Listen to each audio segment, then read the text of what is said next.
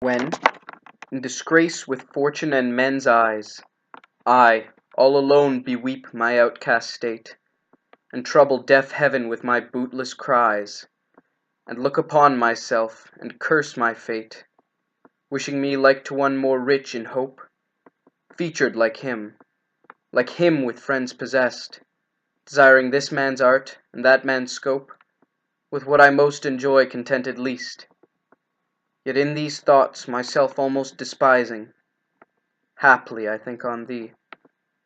And then my state, like to the lark at break of day arising from sullen earth, sings hymns at heaven's gate. For thy sweet love remembered such wealth brings, that then I scorn to change my state with kings. So this poem is really just about a guy who's feeling very unhappy. He feels like he's had bad luck. He's not very happy with himself. He feels unliked, uncared about, so unhappy. He wishes he were better, more handsome, or had things that other people had. He's just very envious of other people's situations.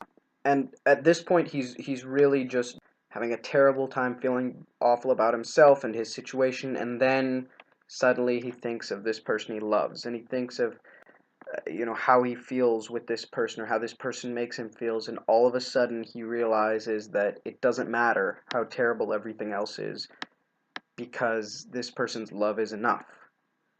He wouldn't change his situation for anything as long as he has this person. This is a Shakespearean sonnet, and it's a poem that consists of 14 lines, 3 quatrains of 4 lines each, and a rhyming couplet, 2 lines that rhyme that end the poem.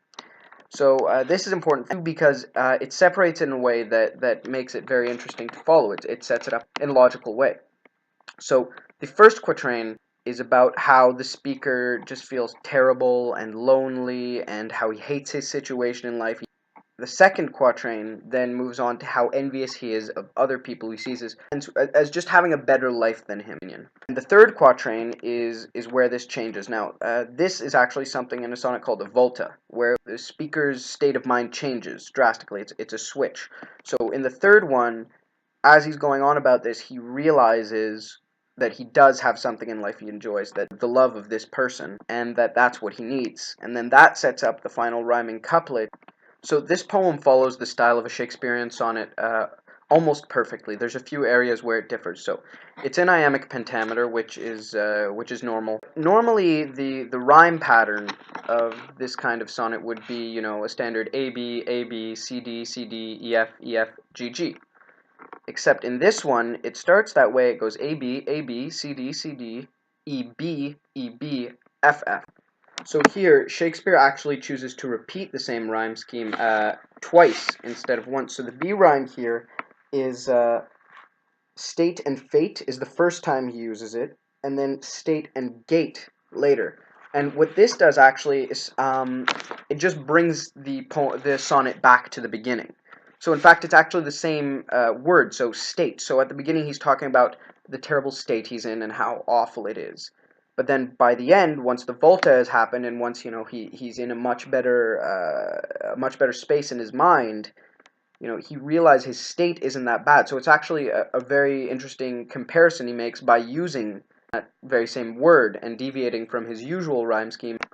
So the rhyme scheme is nearly perfect, except for one rhyme, and that would be the rhyme possessed and least.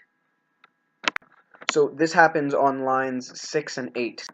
So Shakespeare uses the fact that this doesn't rhyme to accentuate line 8 with what I most enjoy contented least. This obviously doesn't make sense. You're supposed to enjoy and be happy with what you like the most. But this guy doesn't. This guy, what normally makes him happy doesn't, because he's in this terrible state of mind, and he hates the way his life is. One thing I picked up on that I found really interesting was in quatrain 3.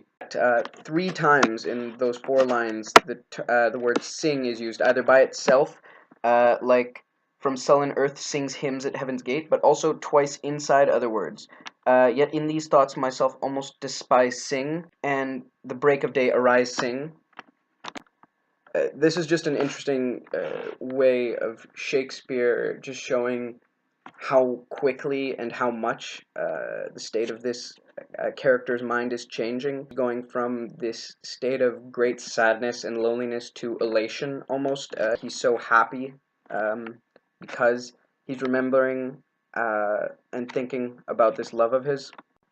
So I chose to do this poem because, when I read it, it resonated very strongly with me because, I, like everyone, we've all had those bad days, those really dark days when, you're feeling pretty terrible about yourself, about your situation, about just the world around you, when, those days when you wonder, why aren't I as happy, or why aren't I as good looking as that guy? Why don't I have as much as them? Why do these people seem like they have such a better life than me? We all have those days, but I think the important thing to remember, and what it talks about in this, is that there's always something that makes those days worth it. There's always those people, whether it's just one person you love and loves you, whether it's your family or your friends. We all have someone or some people that we care about and that care about us and that make those days okay. We always seem to find those people that make all of that terrible stuff worth it in the end, and that make it all okay. And I think those are the important people to remember and to hold on to, and that's what this poem talks about.